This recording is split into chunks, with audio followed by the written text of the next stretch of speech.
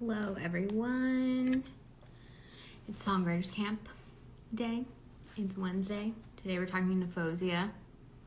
So when she joins, I'll add her. Make sure to ask all your questions in the comments or in the question box if you have any questions. I hope everybody is having a great Wednesday. Let's see. She's in here. Or if I can send the invite already. Not yet. Ooh, oh. I'm going live with Faouzia today for EW's Songwriters Camp. So if you're a Faouzia fan, you're in the right place. Just waiting for her to join, and then we can get started. I could send... I wonder if I can send the invite.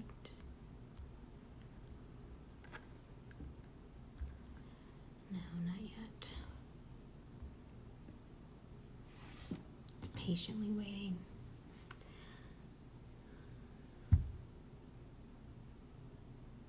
Yes, the live will save to EW's page after it's done. Oh, and Faouzia just entered. So we can send the request. Let me send it. Oh, typed it in wrong. Just invited her. Oh wait, maybe she's in here.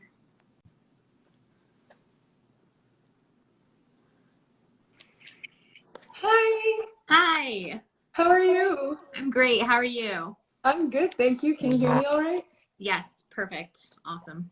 Amazing. So I'm just gonna put this. Oh, I think I hear your phone vibrating. My phone's going crazy. Sorry. Okay. There we go. Hi. Awesome. Well, thank you so much for joining us for Songwriters Camp this week. Thank you for having me.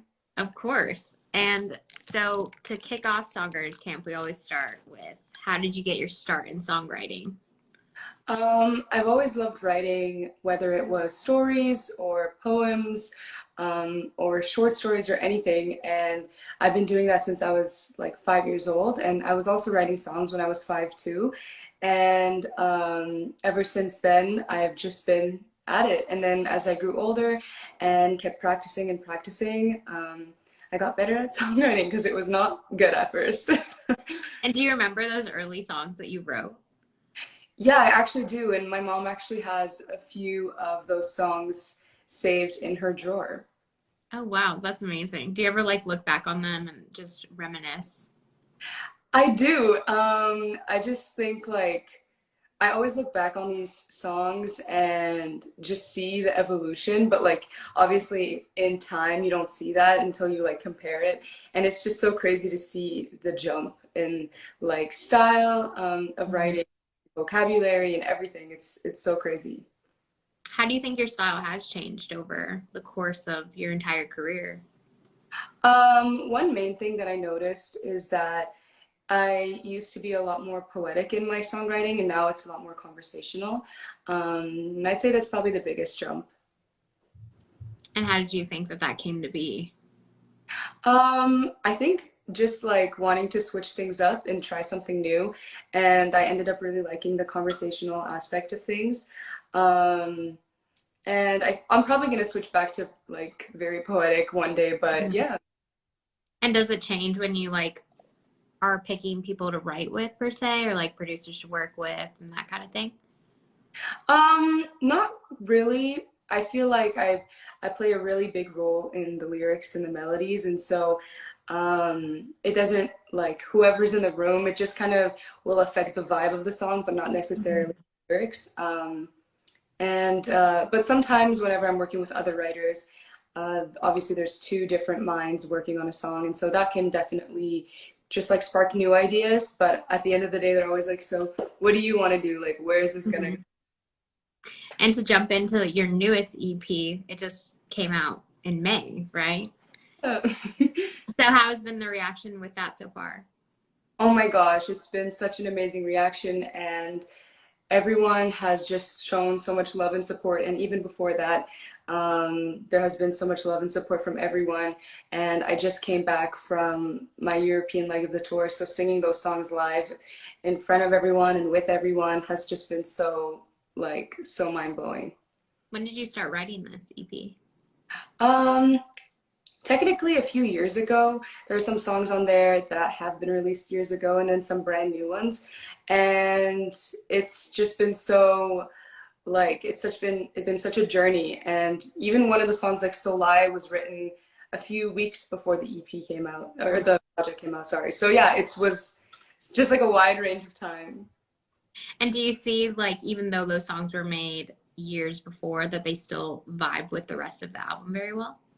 Yeah, and I think that it really shows the progression of who I am as an artist in my music. And I think it was just really important for me to have some songs from a few years ago. And now, especially since it was my very first project, and I wanted to have that, like, just, I wanted it, I didn't want to miss anything, and I wanted it to really feel. So were you working, I mean, you said you had a song made weeks before, so you were working to the very, very end to Yeah, get it perfect? yeah, and a reason for that is because I have been working on another project at the same time. And so I've just kind of been figuring out which ones I wanted on each project. And so that was a result of having some brand new songs on this one, and then some that I'm saving for later. And how do you decide? Are you listening to the EP from start to finish and just figuring out what sounds best? I wanted it to be a good balance between ballads and up-tempo songs, and a good balance between, you know, songs with a little Middle Eastern touch and then more pop songs. And I really took that into consideration when I was putting this together. Which song that you performed live so far has gotten the biggest response? Oh my gosh, that's so hard. They all got a really, really big response, but it really depended on the region. So like when I performed in Tunisia, R.I.P. Love definitely got the big response. But Tears of Gold got a really big response overall. So I think Tears of Gold beat, or Minefield. I don't know. It was hard. It was hard to tell. Everyone was just so passionate about each song. And can you tell which one's gonna like get a big crowd reaction even when you're in the studio? No, you can never really tell. You just, like, it's just kind of like a day of thing when you're performing. And we were even surprised by some songs that, you know, people might not talk about that much online, but they got a really great reaction live. So yeah, it's really a surprise. Are you thinking about tour when you are recording these songs, or is it kind of just an afterthought? I'm not thinking about like writing songs for tour, but I definitely sometimes will turn to everyone in the room and I'm like, I can't wait to sing this one live, or I feel like this is going to be so cool at a festival. And so it's definitely like an afterthought. I'm like, I can't wait to do this. Yeah. Do you have a favorite off of the EP? Um, that's so hard. Yeah. Um, do I have a favorite? Right now, right now it's Anybody Else, but it changes like all the time. And anybody else in R.I.P. Love were like your first releases off that EP, right? Other than Minefields? Yeah, so Minefields was the very, very first one, and then it was Puppet. And then it was R.I.P. Love. Then Anybody Else. Well, technically Anybody Else came out with a project, but yeah.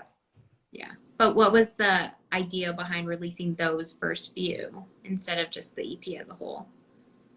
I think that in this day and age, especially with music, there's so much music and there's so much going on that you really want to give attention to each song, and you want each song to have a life of its own. And sometimes when you release a project, it might not get, you know, it might get buried with everything and people might not, you know, give it a chance. And so I wanted to treat each song as if it was a single and give it its importance. And that's what happened at the beginning. And then when I was gearing up for the EP release, or the project release, I keep calling it EP, sorry, the project release, I wanted to just share each song individually and have them have their moment. And how is that going to affect like when you have a full-blown album going forward? I've definitely thought of ways that would be fun to roll out the songs and have it tie in with the theme of the album and have it tie in with just like the theme of even the title of the album. Mhm. So my team and I have been discussing how we can do this, and I think there's like fun ways to roll things out. And I'm very excited. I think that it's going to be so much fun, and I think that it's going to be just like bigger and better than this last project. But I this whole project has my heart too. Can you already see like evolution in your songwriting from this EP and the next project, even though you were writing some of it at the same time? Yeah, a lot of the songs that I've been writing recently have had a Middle Eastern touch and flair, and they're definitely more in the R.I.P. love world, but they hold their own weight and they're very different in their own ways. And I've just had a lot of fun writing more songs like that, and I'm really excited to see the reaction and if people love it, and if they connect with it. Do you take influences from the popular music that's out right now? Um, Not really. I feel like what's really special about this music is that I've been really like creating a whole new world, and it feels really much like me, and I can't really describe it to anyone or anything or compare it to anyone or anything, and that's what makes me even more excited to share it. And do you have specific people around you that you send like your music to that you trust their opinion? Oh yeah, for sure. So my family, I always send them my music. I always, my team has, a really big say. They're always giving their feedback. Um, but yeah, other than that, I think I keep it pretty like close to myself because I get really nervous and like embarrassed. I'm like, I don't know if I want to share this with anyone. Yeah, it is so personal. So how do you get over that like hurdle of just releasing it to the world? I mean, it's very your inner thoughts and you're just putting them out there. Yeah, for sure. I think it's just kind of like ripping a band-aid off because, if you share it with a few people, it's harder than just like sharing it with the entire world. You're just like, okay, it's out there and like everyone can hear it now and there's nothing I Yeah. can do. Um, and I don't know, it's easier for me that way. Yeah, what are your emotions like the day before a release or something? Oh my gosh, it gets super, super hectic before releases. There's just so much to do, like pre-releases and getting the song ready, getting all the assets ready. And so it's like it almost feels like a blur and like I blank out like the week of the release actually. Yeah. And then I kind of come back to my senses like weeks later. Okay, what did everyone think of the song? Like what happened? Yeah, does it ever get easier or it's just the same process? You kind of just Um, I think it gets harder. Um, I think it gets harder with time because there's way more pressure and just more people listening, which is obviously an amazing thing. And I'm so, so, so thankful. But like, it's also scarier because you're like, all right, there's more opinions, and people are very, very honest. yeah, that's for sure. And what were your thoughts performing them live for the first time? Because it's different when you can actually see the audience right there in front of you, right? I just honestly had chills like every single night. And a lot of the time I had to remind myself to sing because I feel like I was just like standing there with just like smiling with my mouth open, like, what's going on? And I'm like, oh yeah, you have to sing. Like, this is what you're for. And it was so special. And I couldn't believe that there were that many people, listening and seeing their faces in real life was so crazy and so special. Like, I honestly don't think that you can like put it in words, that feeling. It's just so crazy. And what can fans expect from the rest of the tour? They can expect to hear the songs off of Citizens and to just expect to have a really, really fun night. I think that was what I found. Like each night had its own special vibe, and so I'm excited to see what the vibe will be in Dubai, in Egypt, and also in North America. And yeah. Do you have any like predictions or guesses on which songs will be like a crowd favorite based on area?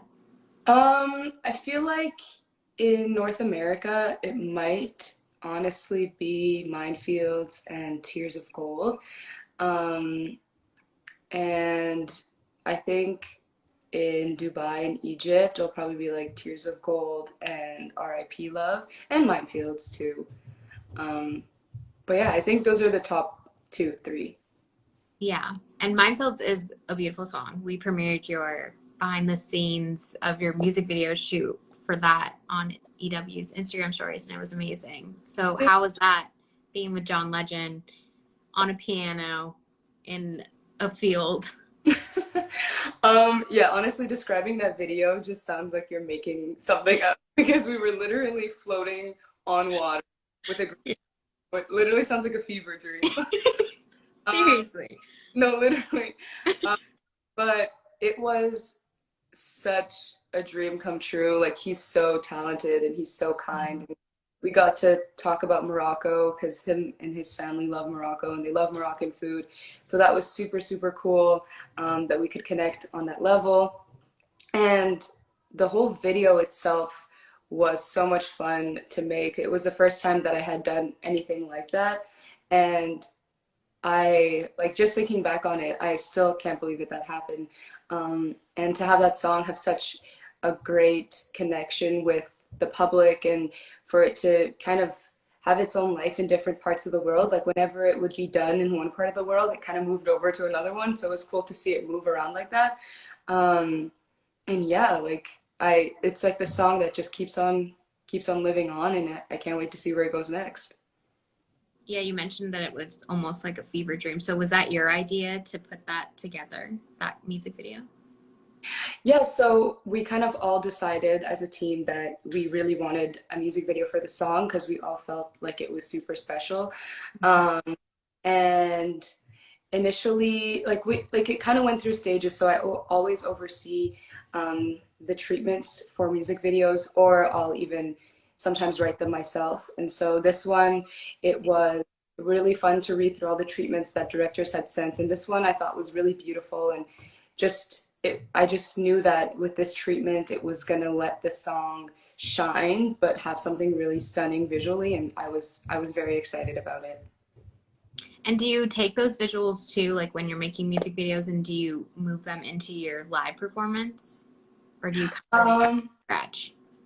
I haven't been able to move those visuals into my live performances just yet, but I definitely like to move like the vibe of certain songs into live performances. So like Don't Tell Me I'm Pretty, for example, I kind of get down on the floor on my knees and it's very vulnerable and have like very like angelic lighting, and that's kind of what the vibe of that song is to me. It's very vulnerable. And then with like Tears of Gold, the lighting is super intense and the energy is very high. And so yeah, I can't wait for the day where I can bring those like bring really, really cool visuals on tour as well. And how would you describe your songwriting style, would you say? How would I describe my songwriting style? I think that I like to always have an underlying or deep message in my songs, but then I always like to make them fun, whether it's in how you sing them or the lyrics or the energy, the production. Yeah, I like for it to have a lot of life to it, but also have a to it as well. Do you have a specific artist or even just album that you believe captivates that approach perfectly? Yeah, actually, so Stromae, one of my favorite artists, he is so, so incredible. So he does that so well. He'll have very, very, very deep message, and you'll almost forget that there's a deep message because the song is so much fun and just so well made. So he's somebody I really look up to in that way. Have you seen him perform live before? I have no. I started listening to him when I was very young, and then when I kind of got old enough to be able to go to his shows, he hasn't, he wasn't touring, and so it was kind of unfortunate timing. But if I ever get to see him perform, I will be there 100%. That's on your checklist for sure. Okay. And we're asking everybody this season, what is your song of the summer? Ooh, my song of the summer. I feel like I have to say Paparazzi by Lady Gaga because I've been performing that on tour as like a kind of like a little mini like section in between one of my songs. And I love singing that one live, and I just love it's one of my favorite songs ever. And so seeing everyone's face light up when it comes on is so much too because everyone's like, yeah, like I just feel like everyone loves that song. Oh yeah, for sure. And what made you pick that one as a cover? Well, my band knew how much I loved that song, and specifically my drummer, who was my MD, and he was like, "What do you think if we put this, in between one of your songs?" And I was like, "Absolutely yes." And so we put it in Hero because it had a very similar energy and similar chords, so we went with that. That's amazing. I love that. I love that song, so I'm sure that the crowd was hyped when they heard that. Oh yeah, no, they're all super. Do you have any advice that you have received as a songwriter or singer that you would pass on to aspiring songwriters? I think my main advice that has helped me a lot is that like songwriting is honestly like what's it called? It's kind of like digging for gold. Like a lot of the time you're just gonna like dig up dirt and like songs that you don't like.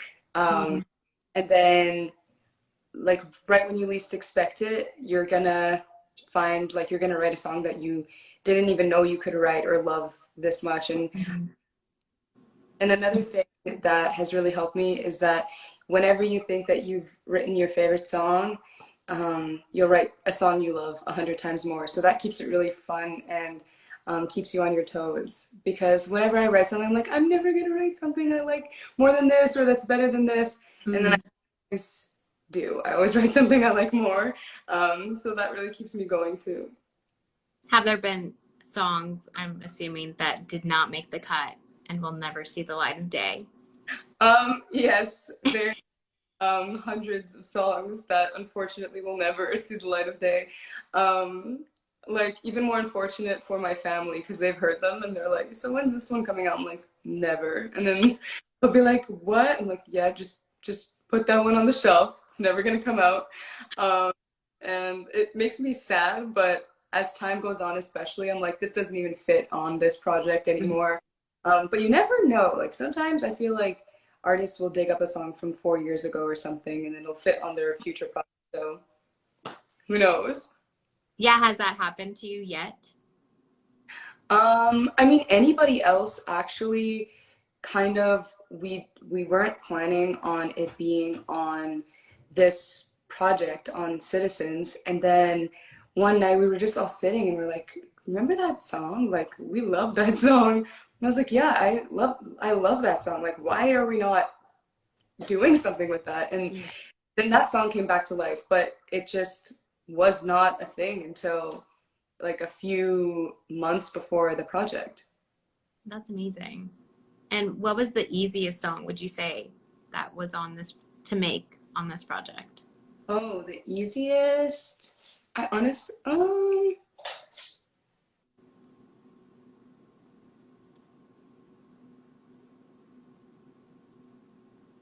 they were all kind of difficult in their own way. Anybody else was rewritten twice. And Solie was rewritten a few times too. Puppet took like 3 years for it to come out. Um, Minefields, honestly, I think it might be Minefields. I think that was probably the easiest one. As funny Wow. as When you're rewriting, how do you know? I mean, you said you rewrote it twice, but how do you know that it's done and it's finished?